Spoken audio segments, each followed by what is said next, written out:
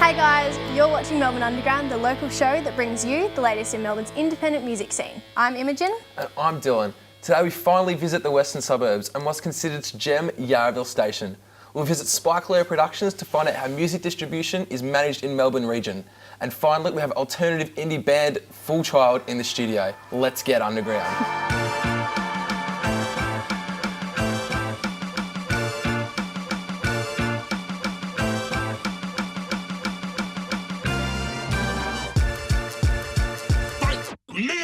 Thanks for tuning in. It's great to have you.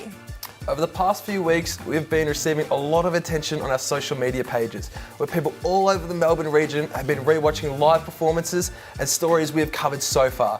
But none of this would be possible if it wasn't for our sponsor, the Deakin University Community Bank.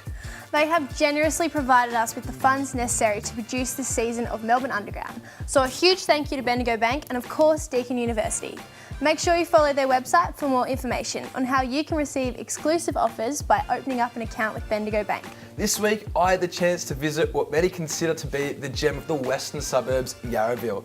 This cute little town located just beside the Westgate Bridge is thriving with underground music. Take a look.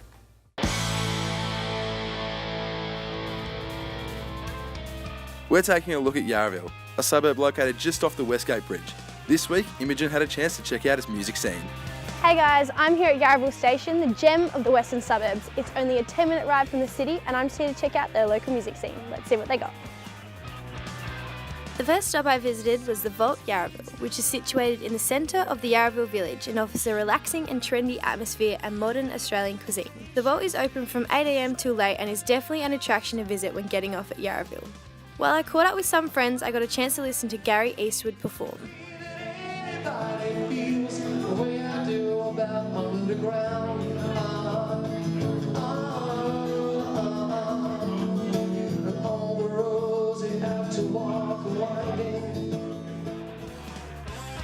The next stop is Inventions Studio, which is a bit of a walk from the station but totally worth it, as this cosy space cannot be missed. The immense amount of equipment supplied here will satisfy any band looking to record their next EP. I had a chance to speak to Ryan Fallis, the owner of Inventions Studio. Started as a project for my own band about 5 years ago. We were looking for places to rehearse and we decided we'd get our own place and try and make something of it because we were all keen on music and recording and stuff, so we really were looking for a space to do that. Yeah, so it started as a blank canvas and it's taken about 5 years to get this far. So it's a good multi-purpose space. We've had film crews in here, we've had photographers, we've had drama schools and all sorts of stuff. So I got Ryan to tell me about what makes his studio unique. I don't know, I think every space has its unique vibe.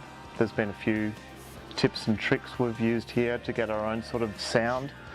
You know, sticking mics in the toilet, in the hallway, we've done that and it sounds really good. Every room has its own unique quality, so we've tried to use that a lot in the recordings. Finally, Ryan told me his view on the underground Melbourne music scene. Melbourne's always been a strong music scene. That's probably one of the reasons I moved here, because of the Melbourne scene. And I actually work as a live sound engineer a lot, so I get to see a lot of concerts. And there's a lot of great venues in Melbourne, which are just, I think, the best in Australia. The next day I headed down to Kindred Studios, which is a creative space for musicians, bands, photographers, designers. The space first opened in 2005 and was on Lonely Planet's list of top 10 workspaces in the world in 2016. Kindred Studios offers a creative hub for artists all over Melbourne and is a distinctive, unique venue in Yarraville. Make sure you check out the gem of the western suburbs the next time you catch a train on the Melbourne network. To get you to Yarraville, you can catch most trains on the Werribee or Williamstown line. On Melbourne Underground, we love having local artists in the studio, and this week we have Full Child. Thanks so much for coming in, guys. Thanks for having us. How are ya? Pretty Pretty good, good, yeah. pretty good. Now, I want to start with Full Child. Where did the name begin? So way back when, my dad's friends had a band, and they released an album called Full Child, but the title track on that album was Full Child, and they wanted a bit of a full child, a bit of a mischievous Nice-looking little baby to giggle on it. So they got me in the studio, recorded me giggling, and yeah, I just always thought that'd be a good name for a band. Or Wow. And then, what a good little story behind that. Yeah, it's all right. Isn't it? Yeah. So you're sensing accent, UK? Yeah, Yeah. Liverpool and... Yeah, but So- I'm from Manchester in the UK as well, but we actually met out here in Melbourne, which is, Okay, so you guys both moved to Australia? Yeah, Yeah, but yeah. separately, like we didn't know each other. Wow. And then we just met at a hostel in St Kilda, because that's sort of where all the Brits go when they come to Melbourne. So now you guys obviously from UK, but now performing in Melbourne. Would you give any advice for anyone wanting to start out? Oh, Don't do it. Don't do it. It's not worth it. do everything. Like, you know, make sure your social media is on point. You know, just keep writing songs, even if there's ones that you don't feel are that good. Just keep writing, and just keep at it. And go to gigs, meet people, Meet go on people your is a own. massive one, Plenty yeah. of people go on their own, and you can just spark a conversation. Yeah. And I think that's a good way to build up a bit of a, you know, I don't know, join the following culture here. network. Just That's Yeah. why meet Melbourne's people. so good, man. Like, it's just like you always meet like other musos and stuff. Like, Yeah. So what's like a goal or future you guys want to take Full Child? Difficult one. At the Difficult moment, one, no, yeah. you know, at the moment we're at a bit of a crossroads.